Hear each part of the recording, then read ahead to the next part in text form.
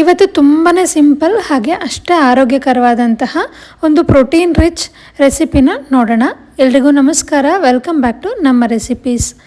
ನಾನಿಲ್ಲಿ ರಾತ್ರಿನೇ 1 ಲೋಟದಷ್ಟು ಶೇಂಗಾ ಬೀಜನ ಚೆನ್ನಾಗಿ ವಾಶ್ ಮಾಡಿಬಿಟ್ಟು ನೆನೆಸಿಟ್ಟಿದ್ದೆ.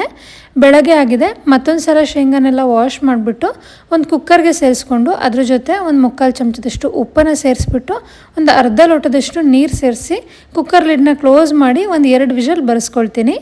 ಈಗ ಕುಕ್ಕರ್ ವಿಷಲ್ ಬಂದಿದೆ, ಹಾಗೆ ಶೇಂಗಾ ಕೂಡ ಚೆನ್ನಾಗಿ ಬೆಂದಿದೆ. ನೀರನ್ನೆಲ್ಲ ಸ್ಟ್ರೈನ್ ಮಾಡಿಬಿಟ್ಟು ಬರೀ ಕಾಳನ್ನಷ್ಟೇ ಒಂದು ಪ್ಲೇಟಿಗೆ ಸೇರಿಸ್ಕೊಂಡು ಸ್ವಲ್ಪ ಮೀಡಿಯಮ್ ಸೈಜಲ್ಲಿ ಕಟ್ ಮಾಡಿರೋಂತಹ ಸೌತೆಕಾಯಿನ 1 ಬೌಲಷ್ಟು ಹಾಕ್ಕೊಳ್ತಾ ಇದ್ದೀನಿ.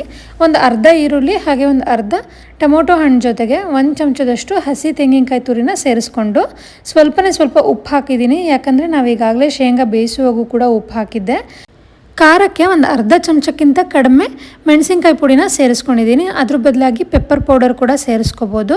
ಇದಿಷ್ಟನ್ನು ಹಾಕಿಬಿಟ್ಟು ಸ್ವಲ್ಪ ನಿಂಬೆಹಣ್ಣಿನ ರಸ ಹಾಕಿ ಚೆನ್ನಾಗಿ ಕಲಿಸ್ಕೊಂಡ್ರೆ ಈ ಸಲಾಡ್ ರೆಡಿ ಆಗುತ್ತೆ.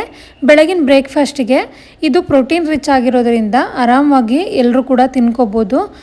ವೆಯ್ಟ್ ಲಾಸ್ ಮಾಡೋರಿಗೆ ಬೆಸ್ಟ್ ರೆಸಿಪಿ. ಟ್ರೈ ಮಾಡಿ, ಹಾಗೆ ಸಬ್ಸ್ಕ್ರೈಬ್ ಮಾಡಿಕೊಂಡು ಸಪೋರ್ಟ್ ಮಾಡಿ. Thank you for watching this video.